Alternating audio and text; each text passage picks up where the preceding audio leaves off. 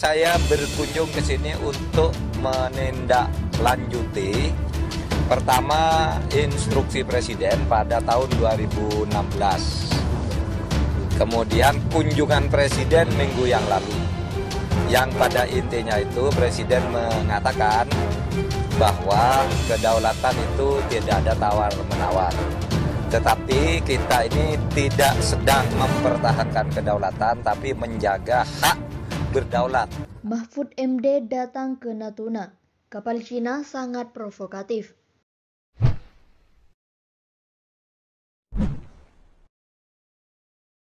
Pemerintah memastikan akan menjaga Laut Natuna dari berbagai gangguan dari luar. Salah satunya dari kapal-kapal Cina yang sangat provokatif mencoba masuk ke Laut Natuna. Hal tersebut ditegaskan Menteri Koordinator Bidang Politik, Hukum, dan Keamanan atau Menko Polhukam, Mahfud MD di atas kapal KRI Semarang saat berada di Natuna, Provinsi Kepri. Awal tahun 2020, ketika kapal-kapal Cina dengan sangat provokatif, kita datang ke sini. Presiden ke sini, saya ke sini, lalu kita katakan ini wilayah kita. Jadi mengerikan bagi mereka bahwa kita ada.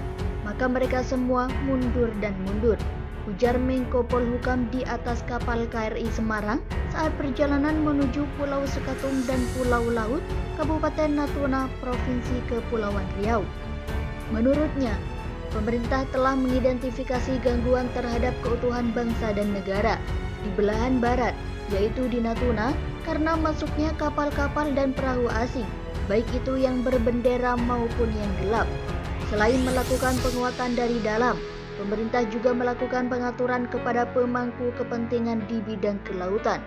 Stakeholder kelautan diatur sedemikian rupa. Kalau menangani pencuri bagaimana, menangani kapal mata-mata bagaimana, menghadapi penyelundup, kekuatan di dalamnya tinggal disinergikan, ujar Mahfud. Selain memperkuat kekuatan pertahanan dan keamanan dari dalam, Mahfud menjelaskan bahwa pemerintah juga akan meningkatkan pembangunan yang bersifat multidimensi, yaitu dengan meningkatkan sosial ekonomi masyarakat di wilayah perbatasan. Ini menjadi bukti bahwa negara berkomitmen untuk mengelola kawasan perbatasan, terutama wilayah pulau-pulau kecil di Indonesia. Bukan hanya pembangunan kekuatan aparat penegak hukum, pertahanan, dan keamanan di laut, tapi juga lebih dari itu.